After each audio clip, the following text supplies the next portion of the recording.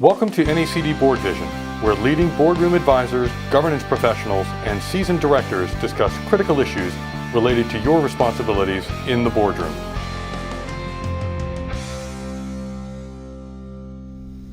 Hi, I'm Steve Kalan with NACD. Welcome to BoardVision. I'm joined today by Donald Kalfen with Meridian Compensation Partners. Welcome, Don. Thanks for having me, Steve. Executive compensation is a challenging topic, and severance pay is particularly controversial.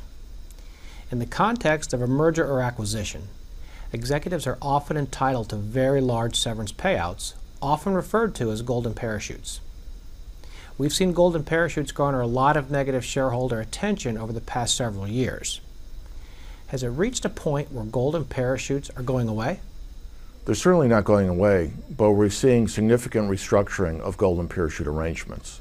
Severance benefits are very important issues for executives as they negotiate their pay packages.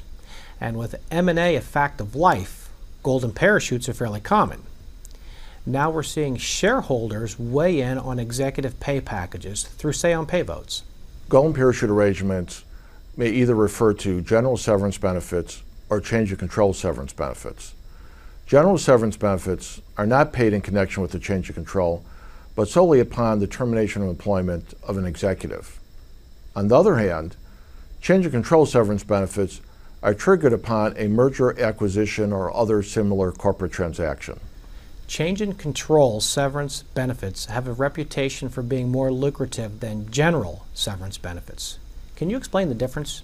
Yes, that's right. Change of control severance benefits do tend to be more generous than general severance benefits, and it's for several reasons. First, enhanced cash severance. Second, the immediate vesting of equity awards. And finally, the payment of tax gross-ups.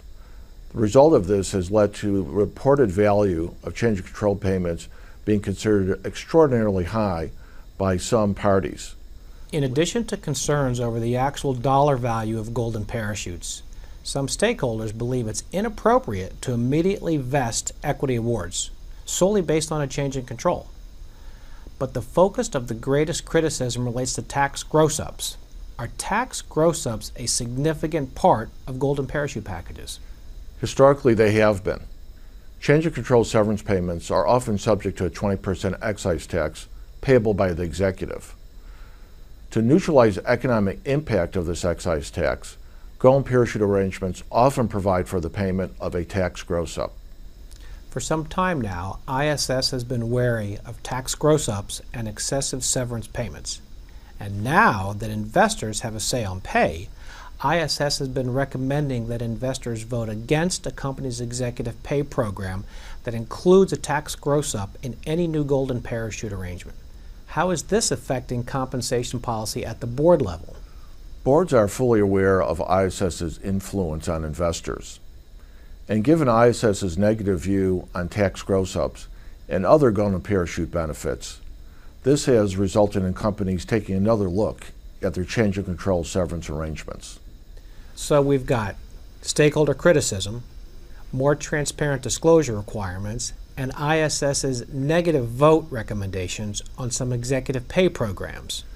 Yes, and the upshot of all this is that companies have been making sweeping changes to their change of control severance arrangements. We have found that large public companies are reducing cash severance multiples, subjecting future equity awards to double trigger vesting, and eliminating tax gross-up payments. Okay, so let's focus on the multiples for a minute. Cash severance multiples are coming down. For CEOs, cash severance multiples trending down from 3x to 2x. For other C-suite officers, we are seeing 2x becoming the norm. However, there is an increase in 1.5x as a severance multiple, especially where the CEO severance multiple has been reduced to 2x. This holds across industry lines. However, as you can imagine, for larger companies, severance multiples tend to be higher. The principal justification for tax gross-ups has been to eliminate the impact of the excise tax on executives. Due to the unusual way this is calculated, the excise tax may be assessed against one executive but not another, despite both receiving the same change in control severance benefits. That's correct. However, boards are responding to the populist view that tax gross-ups are inappropriate and are removing them at an accelerating rate. We believe that over the next several years, less than a third of large public companies will cover C-suite officers under tax gross-up provisions. Thanks, Don. And now how about a couple of quick takeaways for our members?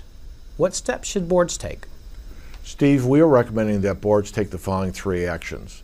First, evaluate their change of control severance arrangements against market practice and ISS voting policies. Second, determine if their existing change of control severance arrangements are defensible, if they should run counter to market practice or ISS voting policies. And third, decide whether any changes are needed in their existing change of control severance arrangements or future arrangements. Don, thanks for these details. This was great information. Until next time, I'm Steve Kalan with NACD, and this is BoardVision.